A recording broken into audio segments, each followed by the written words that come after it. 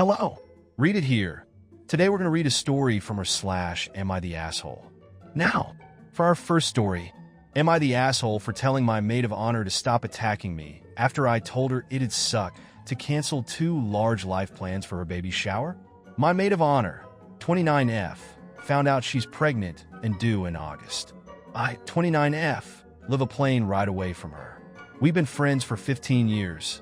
Today, my maid of honor mentioned planning a baby shower in a group chat with me and our other friend. We can call him Ben, 29M. She asked Ben, who is local to her, "How can I make sure you can attend the baby shower? He has a demanding job. I have a salary job, and it's easy to get time off." Maid of honor shared she wanted to have her baby shower on a specific long weekend between my wedding, in April, and her due date. I said, "I'm so sorry. That's other friend. Let's call her Sue's wedding." Maid of honor said, "Woof, well, I think that's the only weekend I can do it.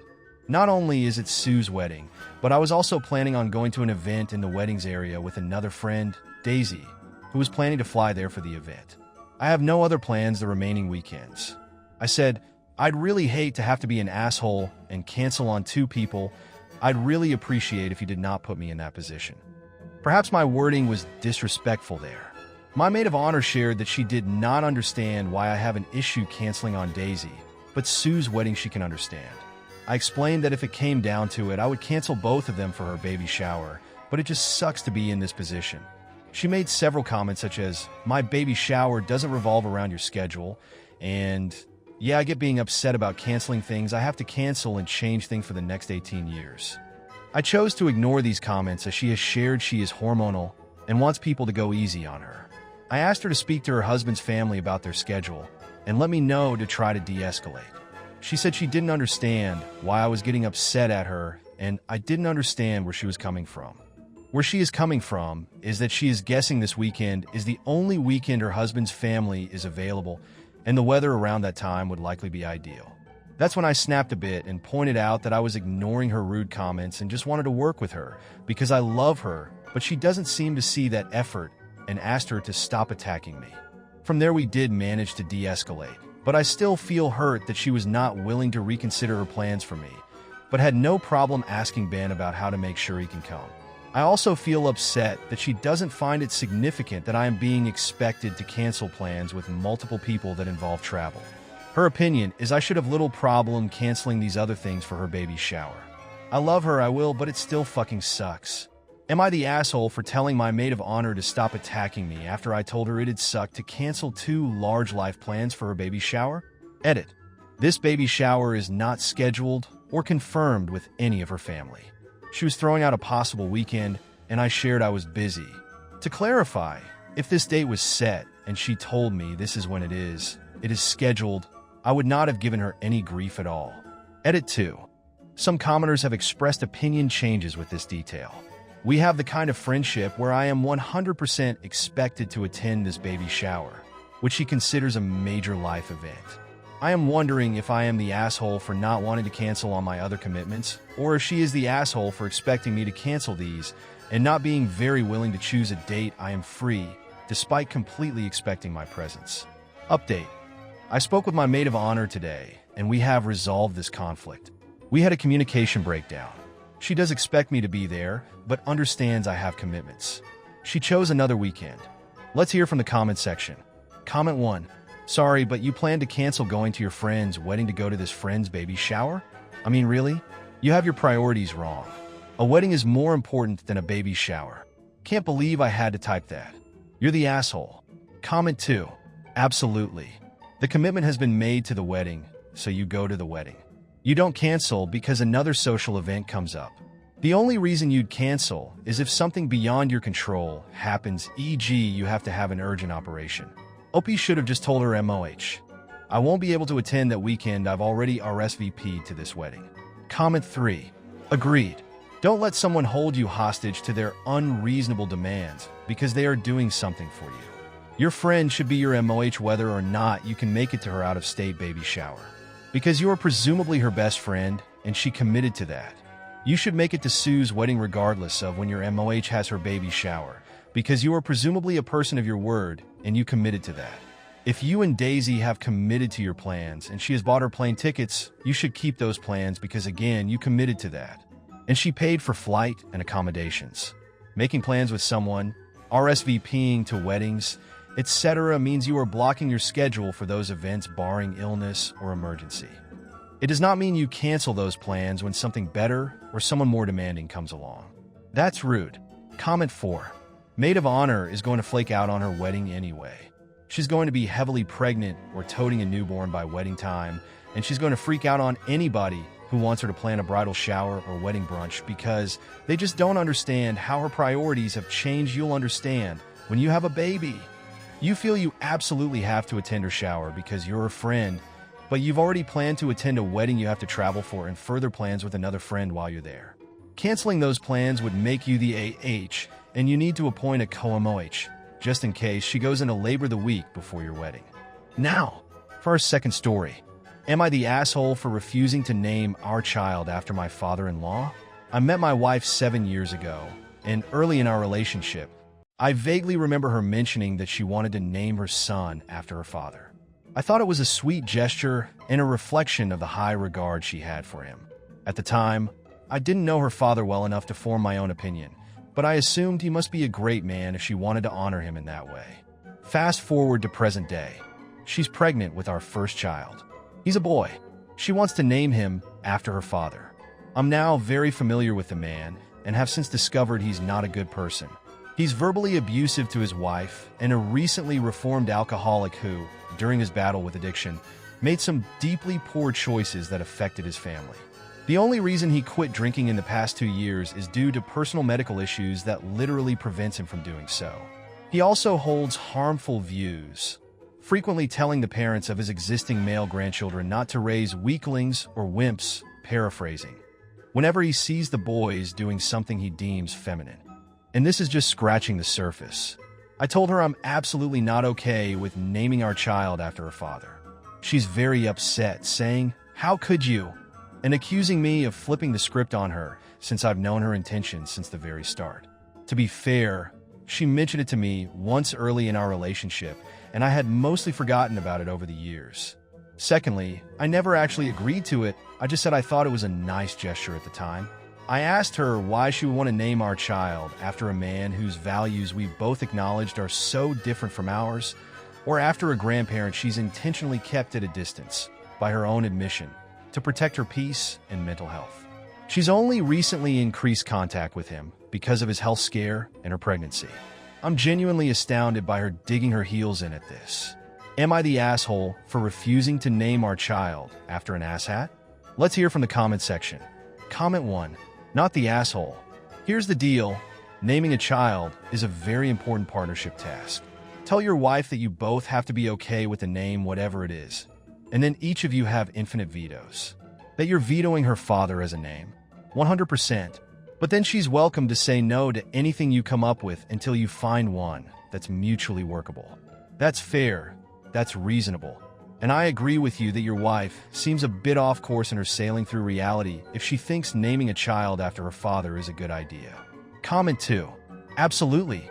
She should think here about the future of the kid and not how she can please her daddy, so he admits finally how much he loved her from the start.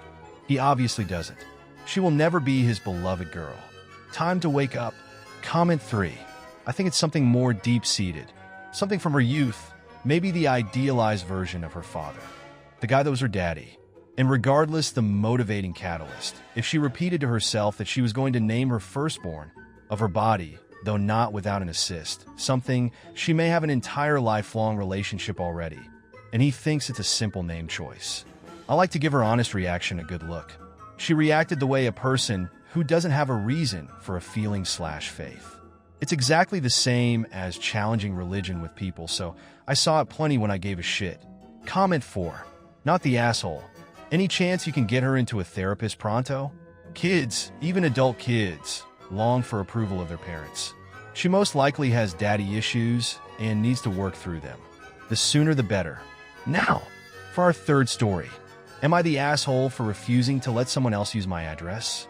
My partner's sibling adores their distant relative B and wants to help B's kid get into an elite public school in our district. A and B live outside this district. A is our landlord and we pay fair rent. A is pressuring us to allow B to use our address so the kid can go to this school, assuming kid scores high enough on the admissions test.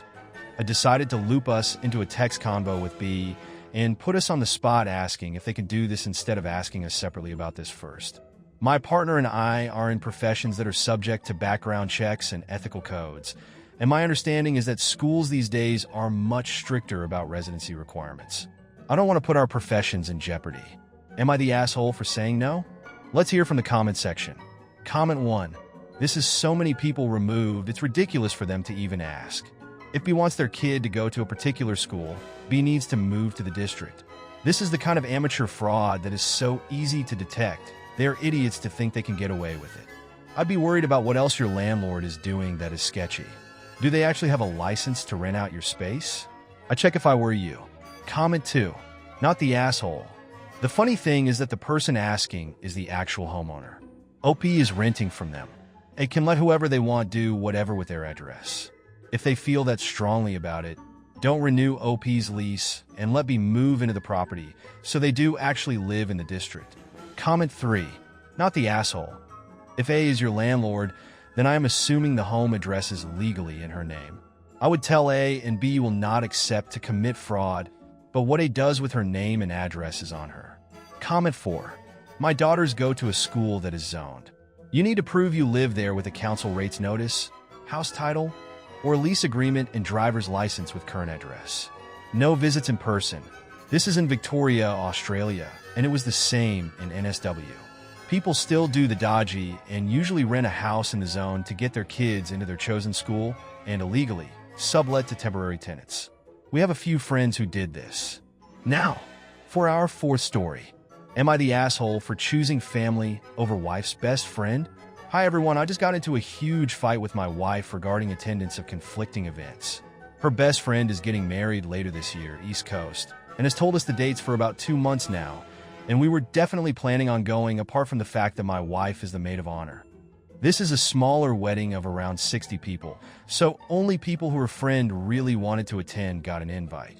A few days ago, I was told by my family that we were going to have our grandma's 100-year birthday party on the same day in the West Coast. I thought this was a no-brainer, and I said if this was any other birthday, I would skip it, but this is to celebrate her 100th, and I would like to attend the big party, and she can go to her friend's wedding. Literally, the whole family would be there, except her, and my family understands she had a prior obligation, and many families are traveling from overseas to be in attendance. My wife is very upset that I had RSVP'd earlier, and that now I'm backing out of attending the wedding. I can't really see what the big point is, since we can each attend the event we find more important to our individual lives.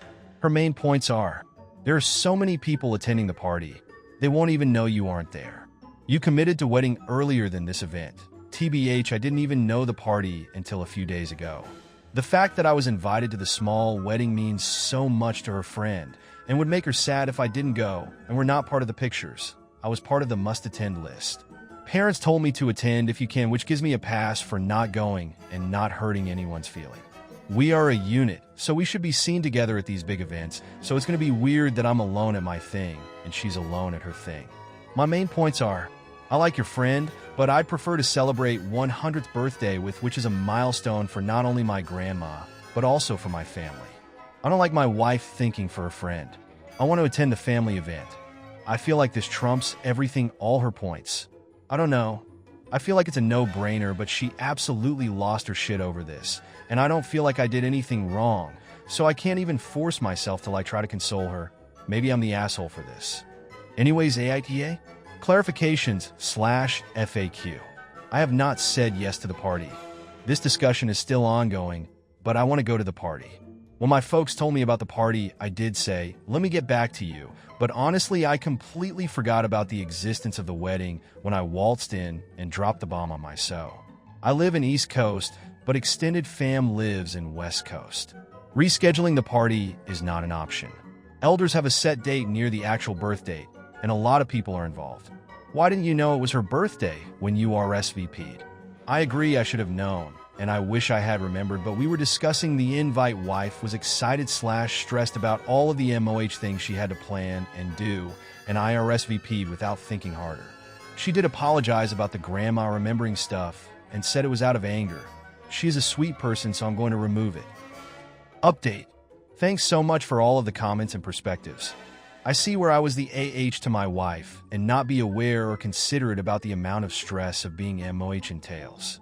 Her job was to ensure that her best friend's day is the best that it can be, and also she was expecting me to be there, so it was just the perfect stress storm. For the reconciliation process, I just laid out what I would like to do, which is different than my usual approach. I like to give wife options and she can choose. She has to choose enough already, so it was an attempt on my end to lessen her burdens. FaceTime the bride immediately after the conversation and explain the situation and timeline of events. Go on a double date to a restaurant that they had on their list for a while. Go with my wife on the morning of the wedding when they start to do all the prep and congratulate her on her wedding, and then take a flight to the West Coast. I'll be a little late to the birthday, but it's okay. Wife was still not too happy that I was going to be at the actual wedding, but understood that things come up and agreed with my plan. She was upset that I didn't remember that it was my grandma's birthday month, and there could have been a potential celebration. Let's hear from the comment section. Comment 1. The fact that you do not have a problem of her attending the wedding and do not demand she come with you proves you are logical and not the asshole. Stick to visiting your grandma, because you will regret it forever, and this will always cause a rift between you. Comment 2. Not the asshole. I would argue the 100th birthday is more important. Very few people make it to 100. Practically everyone gets married. Some people multiple times. Plus at 100, let's face it, how much longer does she have? This may be his last chance to see her. I think your wife is being selfish. Comment 3. It's probably his last chance to see his grandma and a very rare chance to see a lot of his distant family. I get wife being mad. However, pointing out she has dementia and won't remember is huge AH vibes. It's about the family celebrating her. I acknowledge this sucks. I think the best solution is to each go to one event. He's not asking wife to not go to the wedding. She's the MOH, so I'm sure she'll know other people there. She won't be sitting at a table alone. She can sulk, but a fit is overboard. And don't insult old people. You think she likes having dementia? You think her children like seeing her deteriorate? Having everyone come and support her isn't for her even as much as supporting her careers and being together as a family. It's a huge milestone event. Who else makes it to 100? Comment 4. She's an asshole for giving Opie a hard time about. You're married, but her comment about being a unit and having to be together is excessive. I've never actually gone to a wedding with my husband, and we've been together 18 years. I was in my BFF's wedding in one state. She planned first, and then later my sister-in-law planned her wedding for the same date. I went to one wedding, he went to the other. Realistically, your wife's friend will care more about your wife being there than you. Thank you for watching. Don't forget to like and subscribe to see more.